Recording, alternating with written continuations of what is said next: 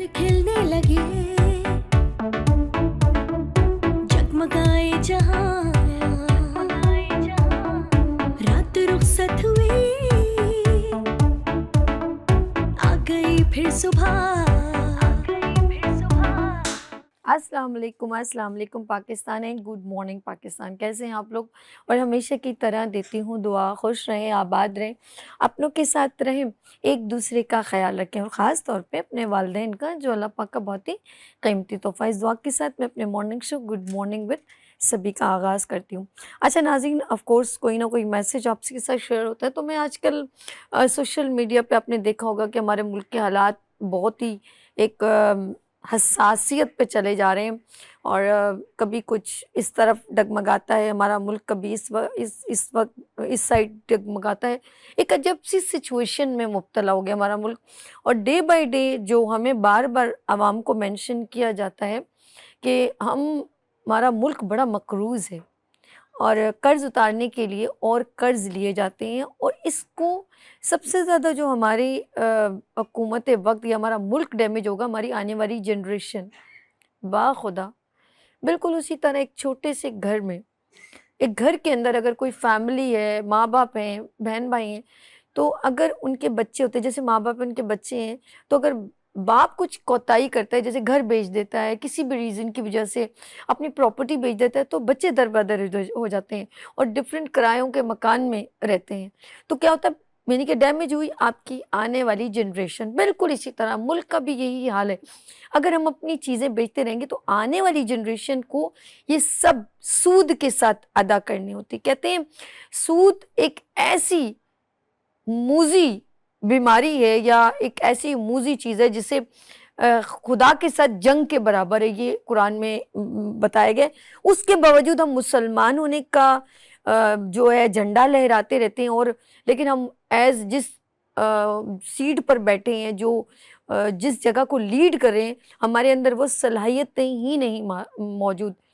मैं मैं एक पर्सनली मेरा एक सोच आती है, ज़ाहिर-सी बात है हम टेलीविज़न देख रहे होते हैं, मोबाइल की सोशल मीडिया देख रहे होते हैं एक्टिविटी में। मेरी इतनी सी विश है कि देखें, अगर एक डॉक्टर, अगर कोई डॉक्टरी पढ़ता है, कोई बच्चा है, मोहब्बत स्टूडेंट ने है, अगर वो मेरी जब पढ़ता बुलाया है जहाँ को उसके ना बाद वो दिल डॉक्टरी को करते हैं तो हम किसी उसके की पास जाते हैं तो हमें बड़ा खबर, अच्छा ना फील दिल होता है को कि ये किसी पढ़ा की लिखा खबर, शख्स है जिस जो हमारी ट्रीटमेंट का, एक लबों सर्जन है, पे वो एक मोहब्बत पढ़ का के जाता है। अब मुझे बता, एक सर्जन के पास एक सर्जन की डिग्री हो लेकिन वो पढ़ा लिखा ना हो, तो मुझे बताए वो नुकसान करेगा कि नहीं करेगा? करेगा ना नुकसान। वो किसी भी ज़िंदगी के साथ खेल सकता है। लेकिन आज हमारे ऊपर जो मुसल्लत हैं लोग, मैं 1-2 लोगों का ही कहूँगी, ज़्यादा लोग नहीं है, ज़्यादा लोग हैं मैं इसको जज नहीं कर पा रही हूँ बहुत माज़रत के साथ।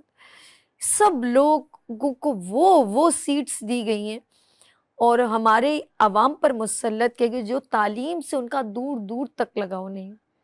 जो लोग ये कहें कि डिग्री तो डिग्री होती है, चाहे जली क्यों ना हो। तो आप मुझे बताएँ, हमारे ऊपर ऐसे हुक्मरान और मज़ीद बहुत सारे ऐसे लोग हैं जिनको यकीन करें, जब मैंने कुछ देखा लोगों ने अपनी डेवलपमेंट के लिए, अपने मुल्क अपनी पार्टी के लिए कुछ ऐसे असातिज़ा को जॉब दे दी है, ऐसे स्कूलों के ऊपर मुसल्लत कर दिया है जिनको सूरह इखलास नहीं पढ़ने आती। जिनको सूरह इखलास का तर्जुमा नहीं मालूम, उन टीचर्स को जो सैलरी लेने या पेंशन लेने जिस जगह पे जा रहे हैं, उनसे पूछा जा रहा है कि नॉलेज की स्पेलिंग बताएं, उनको नॉलेज की स्पेलिंग एन से शुरू करें जबकि के से शुरू होती है। अब मुझे बताएं कि ऐसे लोग जब आने वाली जनरेशन या यूथ पर मुसल्लत किए जाएं तो आगे वाली जनरेशन क्या अपने आप को प्रेजेंट करेगी और किस तरह आवाम का ख्याल रखेगी। मैं एक इतनी सी रिक्वेस्ट करूंगी कि आने वाली यूथ या आने वाली जो लोग वजारतें ले रहे हैं, कम से कम वो पढ़े लिखे हों, ताकि वो खुद पढ़े लिखे होंगे तो वो दूसरी अपने आने वाली जनरेशन को भी कहें कि आप तालीम हासिल, उनके मुंह से बहुत अच्छा लगेगा कि आप तालीम हासिल करें, क्योंकि वो खुद तालीम याफ्ता खड़ा हुआ है ना, तो वो अपने आप को प्रेजेंट कर। जब आप अपने आप को रिप्रेजेंट नहीं कर पाए, दूसरों को क्या रहनुमाई करें। तो मेरे साथ एक कॉलर है, या अस्सलाम वालेकुम। वालेकुम अस्सलाम, सभी कैसे हैं आप? मैं ठीक हूँ। या बस एक दिल की दुखन हो रही थी कि मैंने कहा हम पर जो हुक्मरान जो जो जैसे हेल्थ मिनिस्टर हो या एजुकेशन मिनिस्टर हो, तो इतनी सी तो हमारी इल्तिजा होनी चाहिए कि कम से कम सारी जो लोग डेजिग्नेशन पे बैठे हैं वो पढ़े लिखे तो हों, ताकि वो जब भी किसी सेमिनार में खड़े हों तो आने वाली जनरेशन को कहें वो पढ़े लिखे होने चाहिए। जैसे एक डॉक्टर है, वो पढ़ा लिखा है, सर्जन है, तो हम उसके पास सर्जरी करवाते अच्छे लगते हैं। अगर वो सर्जन नहीं है और वो जली तौर पे आया है, तो मुझे बताइए ना, वो किसी जिंदगी के साथ खेलने के बराबर है। बिल्कुल, मैं कहती हूँ वो खेलना एक जिंदगी के साथ है, लेकिन हम लोग कि हमारी मुल्क पर ऐसे हुक्मरान मुसल्लत कर दिए जाते हैं जो अपने जो जो डेजिग्नेशन उनको दी हुई है वो उनको डिजर्व ही नहीं करते, और आने वाली जनरेशन जो है ना उनके हवाले कर दी जाती है। आप क्या कहना चाहेंगे? देखिए, बिल्कुल बिल्कुल सही बात है। ये वही बात है, मेरिट की किलिंग वाली बात है ना, कि एक सही जगह पे गलत आदमी को लगा दिया जाए जिसका उस शोबे से कोई ताल्लुक ही नहीं होता। तालीम में वो लोग बैठे हुए तालीम से शोबे से जिनका ताल्लुक ही नहीं है, जिनको तालीम के बारे में कुछ अलिफ बे भी नहीं पता। मसला ये है कि ये सिलसिला इसलिए ये भी एक नाइंसाफी है ना, कि अगर आप जिस जगह जिसको बिठाना वो ना बिठा रहे हो, तो ये भी एक नाइंसाफी है माशरे में। इससे यानी नाइंसाफी फैलेगी ना, वो क्या करेगा उस डिपार्टमेंट के साथ, जो उसके साथ। लेकिन अनफॉर्चुनेटली तभी मैं एक बात और भी कहना चाहूंगा, वो ये है कि जो पढ़े लिखे लोग हैं उन्होंने भी जो साहिब इक़्तिदार पढ़े लिखे, जो ऑक्सफोर्ड पढ़े में, पता नहीं कहाँ से पढ़े में, उन्होंने भी कोई अच्छा काम नहीं किया हमारे माशरे के लिए। वो उसी सिस्टम का हिस्सा बने हैं जो चल रहा है, वो भी उसी करप्शन का हिस्सा बने हैं जो पहले से चल रहा है। तो कहाँ वो माहौल हमें मिल रहा है? प्रॉब्लम ये हो कि जो हमारे बच्चों का मुस्तकबिल, हमने तो जैसे तैसे गुजार ली हमने आपने, लेकिन जो हमारे बच्चों का क्या मुस्तकबिल होगा? इतनी महंगी महंगी हम पढ़ाइयाँ कर रहे हैं, इतनी महंगी महंगी सेमेस्टर की फीसें दे रहे हैं। इस महंगाई के दौर में आपको पता है कि कहाँ क्या बिल भरें, क्या बच्चों के सेमेस्टर की फीस भरें, कहाँ से आप पूरा करेंगे? एक मिनट, मैं सॉरी आपकी बात काट रही हूँ। या एक आप बहुत अच्छी असल में गुफ्तगू, जब मैं आपसे कोई बात कहूंगी तो आप बहुत अच्छी ब्रीफ भी कर देंगे। अच्छा, हम लोग ज़्यादातर सोशल मीडिया ने ना हमें हर मुल्क से कम्युनिकेट हम कर एक इंट्रैक्शन में हो गए कि वहाँ क्या हो रहा है क्या नहीं हो रहा। मैंने देखा कुछ चाइनीज़ जो है मुल्क चाइना में और डिफरेंट और कंट्रीज़ में उनके बच्चों को किताबें और कॉपियों से इतना नहीं अटैच किया, जबकि उनको भी प्रैक्टिकल एक्टिविटीज़ के ऊपर, यानी कि उनकी ज़हनी और जिस्मानी एक्टिविटी को ज़्यादा फोकस किया गया है। हमारे मुल्क में नोट वसूल करने के चक्कर में वो किताबें मेरे ही स्कूल से ली जाएं, मेरे ही स्कूल से यूनिफॉर्म लिया जाए, दूसरे उससे हम शॉप से एक्सेप्ट नहीं करेंगे, तो वो एक अलग लागत होती। कम से कम 8-10-15 हज़ार रुपये का एक बच्चे का पूरा उसको पैम्पर किया जाता है, यूनिफॉर्म, शूज़। अभी मुझे लग रहा है सैलून भी उनके स्कूल में खुल जाएगा कि बाल भी यहाँ से कटवाएं। तो बहुत कुछ ये चीज़ जो है हमारे बच्चों को डैमेज करेगी, बल्कि फैमिलीज़ को डैमेज करेगी। तो एज़ कम्पेयर टू दूसरी कंट्रीज़ में बच्चों को बहुत कुछ, यहाँ तक कि उनका जब ब्रेकफास्ट स्कूल में करवाया जाता है, स्कूल ही प्रोवाइड करता है, तो उसके बाद क्लीनिंग भी उन्हीं बच्चों से करवाई जाती है, कि सफाई भी, ताकि बच्चों को पता चले कि खाने के बाद अपने बर्तन खुद क्लीन करने चाहिए, अपनी जगह को साफ करना चाहिए। तो ये जो है एक्टिविटीज़ उनके स्कूलों में और हमारे स्कूलों में क्यों इतना डिफरेंस है? ऐसा क्यों है? डिफरेंस क्यों है कि हम प्रैक्टिकल लोग नहीं है ना। बात आपने खुद ही कही ना, हम कहाँ प्रैक्टिकल लोग हैं? जो हम बच्चों को इतना, हमने तो पैम्पर बहुत ज्यादा कर दिया। जो हाई फाई स्कूल हैं वहां तो बच्चे, मतलब मेरे ख्याल में वो उनके शायद उनका बस चले तो शायद उनकी किताबें अंदर भी नौकर उठा के बैठे, वो सारा दिन उनकी गाड़ियां बाहर खड़ी रहती हैं, उनको इतने नखरे होते हैं कि वो काम करने के काबिल नहीं रहते। और दूसरी बात है कि देखिए, जो कौमें सुबह टाइम पे नहीं उठती है ना, याद रखिएगा आप, दुनिया के महज़ब तरीन और तरक्की याफ्ता कौमों को देखेंगे ना, बहुत प्यारी बात। यूएस में कहीं देख लें, वो सुबह उठ के उनकी हाईवे पे रुका है, एक शहर से कई किलोमीटर रोज जाते हैं और आते हैं। मेरा भांजा को कनाडा में होता है, वो तकरीबन 150-200 किलोमीटर जॉब पे जाता है, और सुबह वो कहता है कि मामू अगर मैं 4-5-4-4:30 बजे ना उठूँ ना तो मैं टाइम पे नहीं पहुंच सकता। तो ये है प्रैक्टिकल लाइफ। हमारी मार्केटें देखें ना, माशाल्लाह 12-12 बजे खुलती हैं। जो आप डे लाइट सेविंग का कॉन्सेप्ट है वो खत्म हो चुका है आपके जहन में। आप इतना प्रोडक्टिव टाइम आप जाया कर रहे होते हैं। तो भाई आप ये, मैं देखिए लेकिन एक बात सभी मैं कहूंगा, जी। मैं इस बात पे एग्री नहीं करता कि हमारी कौम ही ऐसी है तो हम इस तरह हो गए। देखिए याद रखिए कि जो कौमें हमेशा लीडर आके कौमों को दुरुस्त करते हैं, अल्लाह ने भी नबी भेजे हैं कौमों को दुरुस्त करने के लिए। हमारे यहाँ अनफॉर्चुनेट लीडरशिप होती ही नहीं है, जो लीडरशिप होती है वो कहीं बहक जाती है। अब आप देखिए चाइना की मिसाल आपने ली ना, चाइनीज जो इतने अफ्यून परस्त कौम हुआ करते थे, ठीक है, लेकिन वहां जो लीडर आए उन्होंने उनको सुधारा, उनको काम पे लगा। एक एक, जैसे आप कह रहे हैं बच्चे, एक एक बिल्डिंग बनाने के लिए एक एक बच्चों का तो एक ईंट बना के रखोगे। उन्होंने इतनी मेहनत की, उन्होंने बच्चों को प्रैक्टिकल बना दिया, उन्होंने सुस्त और लेजी नहीं, जहां जो कौन सोती रहती थी, आप अंदाजा लगाएं, कह सकता है, लेकिन अच्छे लीडर ने उसको काम पे। हमारे लीडर क्या करते हैं, हमें सुनहरे बाग दिखाते हैं, झूठ की बुनियाद पर हमें वादे करते हैं, और हम उसी झूठ की बुनियाद पे हम अपनी जिंदगियां गुजार रहे होते हैं, हमें मिलता मिलाता कुछ नहीं है, और सोए हुए हम कौम हो जाते हैं। देखिए बात ही, मैं तो देखिए, मैं और आप बैठे हुए ना, आपका तो एक बहुत बड़ा फॉरम है माशाल्लाह, बहुत प्रोग्राम कर चुकी हैं आप, हमेशा आवाज उठाती हैं। हम तो वो है बहुत मौजूद तरीके से, हम किसी को बुरा नहीं कह रहे, क्योंकि हमारे हुक्मरान हैं जो भी हमारे सिंध के गवर्नमेंट लोग हैं, मैं कहता हूं कि उनमें भी अच्छे लोग हैं। हम तो रिक्वेस्ट कर रहे हैं कि भाई हमें कम से कम बेसिक फैसिलिटी दे दो। आज यकीन करें, कल आप, मैं बिलीव करें, मुझे इतना अफसोस, एक खातून थी डॉक्टर, वो बाइक पे जा रही थी, उन खड्डे में बाइक लगी है और वो गिरी है, उनका सर फट गया और उनका इंतकाल हो गया। अल्लाह। यकीन करें कि इस तरह की रोडों का हाल है कि जैसे आप किसी पता नहीं कौन से खंडरात में आ चुके हैं, शायद मौजूदारों के खंडरात भी इससे अच्छे अच्छा, होंगे। आपने नोट तो किया है, हमारे हम डे बाय डे लोग टेक्नोलॉजी की दौर में और आगे बढ़ते चले जा रहे हैं, और हम डे बाय डे और बैक होते चले जा रहे हैं, मकरूज होते चले जा रहे हैं।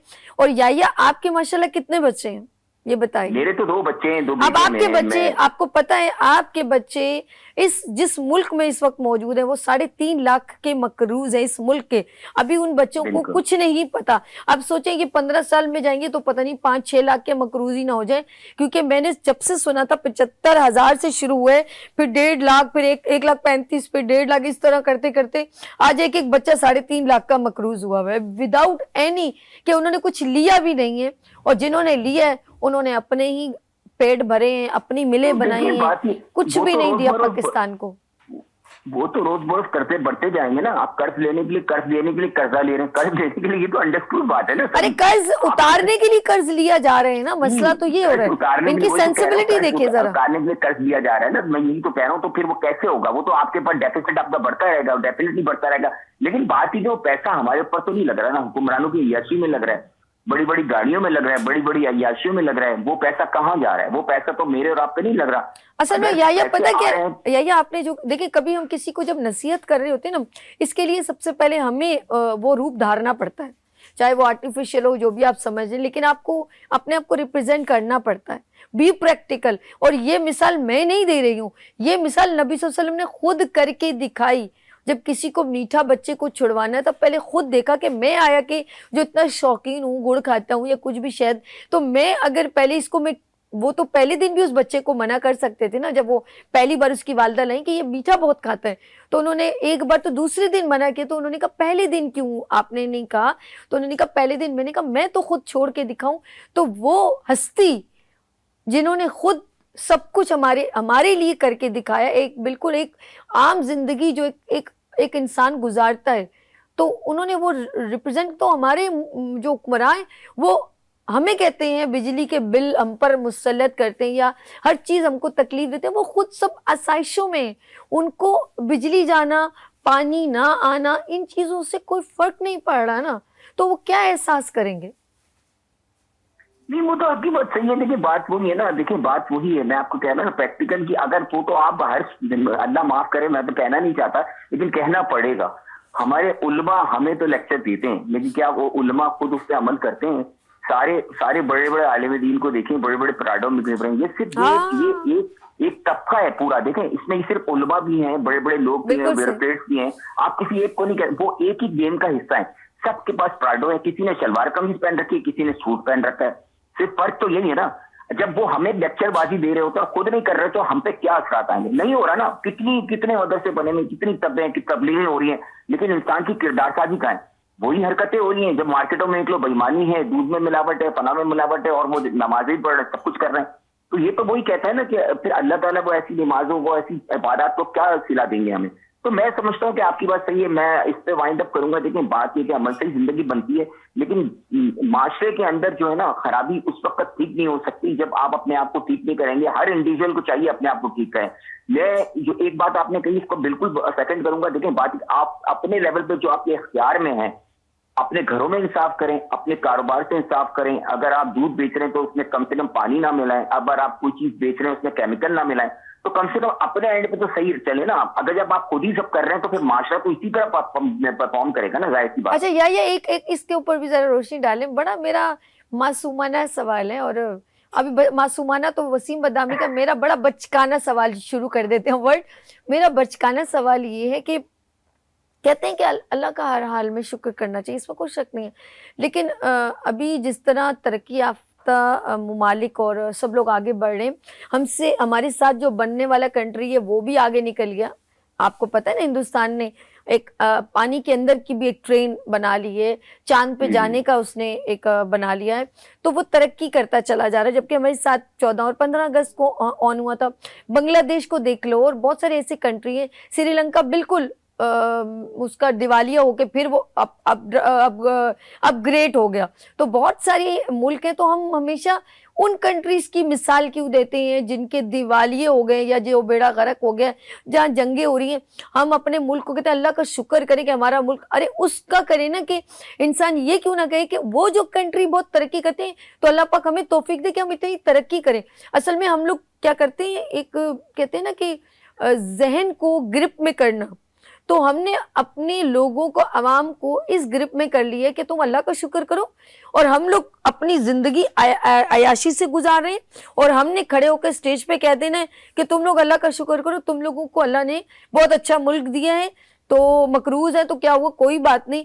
तो उनको इस काम पे लगा दिया। और हमारे मुल्क में क्लासिफिकेशन बहुत है, DHA अलग है, और बिल्कुल जो पसमानदा इलाके अलग हैं, north Karachi low level, Lalu खेत इज अलग, क्लिफ्टन इज अलग। बस ये मुझे समझ में नहीं आती। यही हमारे स्कूल में जब हमारा बेसिक ये क्लासिफिकेशन होगी ना, तो आने वाली जनरेशन में हम जो 3 पीस पहनते हैं ड्रेसेस, और जो बेचारे धोती शलवार पहनते हैं, हम उनके साथ बैठना भी नहीं चाहेंगे, क्योंकि हमारे दिमाग में ये क्लासिफिकेशन डाल दी गई है। हम इसी तरह चलेंगे तो हम ये कहेंगे अल्लाह का शुक्र करें, हमें इस पर डाल देंगे और ख़ुद अच्छी से अच्छी लाविश ज़िंदगी गुजारेंगे। इनके बच्चे बाहर मुल्क तालीम हासिल करेंगे, हमारे मुल्क में ना अच्छी यूनिवर्सिटी बनेगी, ना अच्छे हॉस्पिटल्स बनेंगे, ना अच्छी एमरजेंसी, ना एम्बुलेंस, ना फायर ब्रिगेड, अच्छा कुछ भी नहीं बनेगा, ना सेवरेज इंतज़ाम, ना बारिश। बाहर मुल्क में बर्फबारी भी होती है ना, तो वहाँ ज़िंदगी स्टॉप नहीं होती, वो कंटिन्यू बर्फ क्लियर की जाती है। हम लोगों की यहाँ 2 बूंदा बांदी पड़ती है तो हम, यकीन करें, मैंने कितने लोगों को घर डूबते हुए जाते देखा है। तो ये अगर होगा तो फिर क्या होगा या मुझे बताएं ना, हमें अल्लाह के शुक्र पे लगा के रख दी है, बताएं ना मुझे कुछ। देखिए इस बात में तो आपकी जरा सभी इस बात में तो आपकी गहराई है। बात ये कि एक अल्लाह का शुक्र अदा करना, वो जो आप कह रही हैं उसमें, और उसमें जो आपने बिल्कुल सही बात की, एक शुक्र एक डिफरेंट होता है, लेकिन आपको इसलिए डाल दिया इस चक्कर में कि आपको अगर सांस भी ले रहे हैं ना तो शुक्र करें कि उस पर टैक्स नहीं लगा। हाय ये शुक्र ना करें लगा देंगे। नहीं आप हॉस्पिटल जाए ना, आप अल्लाह का शुक्र करें कि ऑक्सीजन, ये हवा मिल रही ना, आप जाए वहां पर ऑक्सीजन लगवाएं, तो पैसे देने पड़ेंगे। मैं तो सिर्फ कितनी बात जानता हूँ सभी कि अगर कोई नाइंसाफी हो रही है, कोई जुल्म हो रहा है, तो उस वक्त अल्लाह का शुक्र नहीं अदा करे। अल्लाह ने उस पर आवाज उठाने के लिए, उसके साथ जिद्दोजहद करने के लिए, ये अल्लाह का फरमान है, हमारे नबी का फरमान है। क्योंकि देखिए एक बात जो हमें समझनी चाहिए ना, जो मैं, हमारे बहुत सारे तबलीगी भाई आते हैं, मैं उनको कहता हूँ कि वो ये करते हैं कि अमर बिल मारूफ और नही अनिल मुनकर, यानी अमर बिल मारूफ नेकी का हुक्म दो और बुराई से रोको। लेकिन सिर्फ आप जब सिर्फ हुक्म देते हैं नेकी का और बुराई से नहीं रोकते, तो बुराई तो अपनी जगह मौजूद रहेगी ना। बुराई से रोकना भी तो जरूरी है। अगर आप बुराई से नहीं रोकेंगे कि नहीं भाई ठीक है, हम तो अल्लाह का शुक्र अदा करते हैं, हम अपने घर में सेफ हैं, बाकी जो मरता है मरने दो, यार ये तो कोई बात ही नहीं है। ऐसे तो माशरा अल्लाह ने नहीं क्रिएट किया ना। इस पे तो नहीं शुक्र अदा कर सकते कि आपके घर के बराबर वाला सूखा मर रहा हो और आप बोलेंगे मेरे पेट में तो रोटी चाहिए, मैं अल्लाह का शुक्र अदा कर रहा हूँ। That is wrong. यही तो हमारे इस्लाम का तो ये तो वतीरा है कि आप अपने पेट काट के दूसरों को देते हैं। तो ये एक शुक्र का। अच्छा आपने नोट किया है ये बात। वैसे मैं तो अपनी जनरेशन की बात कर रही हूँ, हम जन्नत तो हासिल करना चाहते हैं, एक हर बंदे की एक फितरी अमल है कि हम अपनी पर्सनल एक अपने लिए, लेकिन आप यकीन करें क्या शान है मेरे नबी की, उन्होंने दुआ की तो अपनी उम्मत के लिए और कहा कि ये सब जन्नत में जाएं। कितना फ़र्क है कि आप जब नमाज़ पढ़ते हैं तो आप कहते हैं अल्लाह, मतलब अपनी सजदा सीधा करते हैं अपने लिए, सब कुछ अपने लिए, कभी ये नहीं सोचते कि हम कोई ऐसा अमल करें कि हमारे पीछे लोग चलें और हम एक साथ ही जन्नत में चले जाएं। आपने कभी ऐसे शख्स को देखा है कि जो अपने अमल से, अपनी सादगी से, अपने ऐसे एम्प्लीमेंट से जो तमाम दुनिया से अलग एक रिप्रेजेंट कर रहा हो, जिसके अंदर हम वो हमें ना बताए, हम खुद उसकी तरफ रग़बत करें? ऐसा कुछ शख्स आपने देखा है जो मिंबर पे ना बैठे और उसको देख के हम उसके पीछे चल पड़े? ऐसा कुछ शख्स देखा आपने? वही वाली बात आ गई ना सभी के, अमल नहीं है। बात ये कि कहाँ देखा है आपने, तो वो देखा है हमें बड़े बड़े जो हुक्मरान हैं वो कभी आपकी आम लोगों के दरमियान आके बैठे हैं, बड़े बड़े उलमा आके कभी बैठते हैं, कभी मार्केटों में आते हैं, कभी किसी घरों में जाते हैं। जैसे टर्की में वजीर आजम अपने रोजा खोलने की गरीब के घर चले जाता है, ये कहीं निकले? इनके पास तो 25 लोग, वो अगर कोई मिनिस्टर के साथ 25 लोग घूम रहे थे, उसी तरह उसके आगे पीछे उलमा के साथ घूम रहे होते हैं। उनको भी हाईजैक बड़े लोगों ने किया हुआ है, यकीन करें, मैं आपको सही बता रहा हूँ। आप अगर, मेरे दोस्त हैं, मैं आपको सिर्फ छोटी सी बात बताऊं, हम लोग एक मस्जिद में गए, वहां एक बहुत बड़े आलिम आए हुए थे, तो मेरे दोस्त कहने लगे, बड़ी उनकी आगे पीछे लोग कर रहे थे, कहने यार बड़े पहुंचे में ये वो। मैंने कहा भाई पहुंचे में होंगे, लेकिन इन्होंने कभी इंसानियत के लिए खिदमत कोई बात की, कि आवाज ये काम किया है, तो वो इतने में वो निकले और उनके साथ सारे उनके बड़े बड़े चेले चपारों उनको पराडों में बैठ के ले गए वो। मैंने कहा कि वो हमारे दोस्त हैं हसन साहब, मैंने उनसे, हसन साहब मैंने कहा आपकी जो पुरानी आपकी जो है ना ये कोरे, इसमें अगर बैठ के आपके घर जाते ना तो मुझे समझ में आता कि ये वाकई आलिम है। ये तो जाके वो प्राडो में ही बैठे ना और उन्हीं के लोगों के साथ गए जो प्राडो रखते हैं, तो फिर ये तो डिस्क्रिमिनेशन हो गई ना, ये तो नबी का वतीरा ही नहीं। बात तो वही होगी, क्लासिफिकेशन। असल में हम लोग ये सारी जो हम गुफ्तगू करें ना, हम किसी के दीन को हिट नहीं कर रहे, हम एक कॉमन जन, क्योंकि हम आने वाली जनरेशन को जो मैसेज दे रहे हैं ना, चाहे वो इल्म के जरिए हो चाहे दीन के जरिए हो, तो जब तक हमारे अंदर खुद, असल में वो सवालात, मैं अक्सर, मैं अपने मैसेज में भी उस दिन भी कहा था मैंने, कि हम वो सवालात एक दूसरे से करते हैं जो अल्लाह ने करने।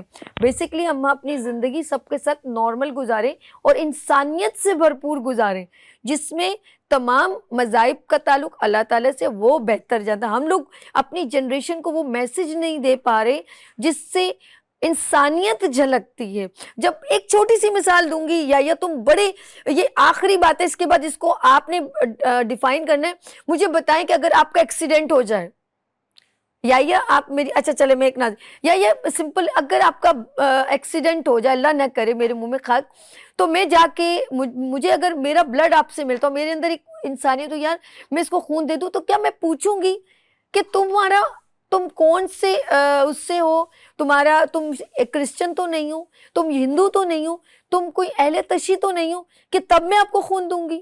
तो मुझे बताएं ना, क्या इंसानियत, क्या हमें ये सबक देती है?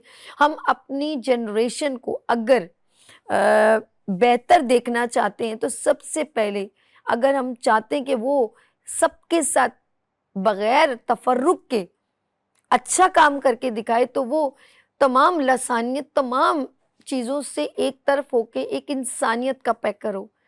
जब वो किसी के साथ ख्याल करे तो ये ना वो कहे कि तुम हो कौन, ये सवाल वो कभी भी ना करे। तो आगे जितनी भी हमारी, मैं एजुकेशन की बात करूं, अपने मुल्क की बात करूं, आने वाली जनरेशन की बात करूं, तो मुझे दूर दूर तक बड़ा डार्कनेस नज़र आती है। मैं अपने चंद, हमारे माशाल्लाह इसमें कोई शक नहीं है, बड़े बड़े साइंटिस्ट इस पाकिस्तान में पैदा हुए, इस हिंदुस्तान में पैदा हुए, और मुसलमान थे जिन्होंने बड़ी बड़ी, अल बैरूनी, बू अली सीना, अल राजी, अल ख्वाज़मी, इन्होंने फिज़िक्स, केमिस्ट्री, इन्होंने बड़ी बड़ी जो है रियाजी, अलजबरा और बायोलॉजी, मैं कहती हूँ तिब में हो या रियाजियत में हो, कहीं पर भी हो, सबसे पहले मुसलमानों का नाम आता है। ये बड़े बड़े लोग थे और मुसलमान थे जिन्होंने बहुत सारी किताबें लिखी और हमारे लिए आसानियाँ पैदा की। लेकिन हम आज इस दौर में कि हमारे बच्चे, मैं और कंट्रीज़ के बच्चे देखती हूँ कि उनके इतने जीनियस हैं, वो बहुत कुछ करें, तो हमारे पूरे मुल्क में अगर कोई टैलेंट भी है तो उसको दबा दिया जाता है। अभी भी एक बच्ची ने जो है नासा में उसको इनवाइट किया, 11 साल की बच्ची है। एक और बच्चे का है, वो उस बच्चे की भी उम्र 9 साल है और वो भी बड़ा टैलेंटेड है। तो मैं हैरान होती हूँ कि हमारे मुल्क में टैलेंट को फ़रोग़ नहीं दिया जा रहा, कैपेबिलिटी को फ़रोग़ नहीं दिया जा रहा। एक बच्चा है जिसका बाबा है, वो भुट्टे और मकई बनाते हैं। आप यकीन करें, उस बच्चे की, वो 9th क्लास का स्टूडेंट है और वो जाके यूनिवर्सिटी के लोगों को इंग्लिश में लिटरेचर पढ़ा रहा है। तो आप अंदाज़ा लगाएं, कैपेबिलिटी बहुत है, सपोर्ट कुछ भी नहीं। मुझे अभी तक पता है उस बच्चे को अभी भी गवर्नमेंट ने सपोर्ट नहीं किया। और बाहर मुल्क में जब तक बच्चा ए लेवल शायद मैट्रिक तक ना पास हो जाए, उसकी सारी रिस्पॉन्सिबिलिटी गवर्नमेंट उठाती है। मुझे बताएं, हमारे मुल्क में क्या अभी तक बच्चों की तालीम पर वो इन्वेस्टमेंट की जा रही है? क्या अभी तक एजुकेशन में बच्चों की कंपटीशन किए जाते हैं, उनको फैसिलिटेशन दी जाती है? नो वे, कुछ भी नहीं। लेट्स सी, दिल जलावा बहुत होता है। हमारे बच्चे, सिर्फ पेरेंट्स ही अपने बच्चों को अच्छे स्कूल में दें तालीम, वो ही जिम्मेदारी उठाएं, फिर वो एक अलग दिखावा, एक कंपटीशन, गवर्नमेंट में नहीं प्राइवेट में, प्राइवेट की एक अलग बहुत सारी प्रॉब्लम्स। तो आने वाली जनरेशन 3.5 लाख पर बच्चा मकरूज है। सोच लें कि अब आपने अपनी ज़िंदगी में क्या डिसीजन लेना है अपने बच्चों के लिए, अपने मुल्क के लिए। तमाम आवाम को खड़ा होना होगा, सोचना होगा। अब आप लोग सेंसिबल हो जाएं, अब आप लोग बेवकूफ़ बनना छोड़ दें, ठीक है जी। मैं वो कहना नहीं चाहती कि एक बिरयानी पर मैं ऐसी बातें नहीं करना चाहती। अब सबको पता है, पर्दे उठ चुके हैं कि अब आप लोगों ने, एक शख्स ने एक शख्सियत बनने में कितना टाइम लगाना, अपने बच्चों को आगे बढ़ाने में क्या करना है। लेट्स सी, यहाँ लेंगे छोटी सी ब्रेक और मिलते हैं ब्रेक के बाद। देखते रहिए गुड मॉर्निंग विद सभी वीनस टीवी के साथ। फूल खिलने लगे,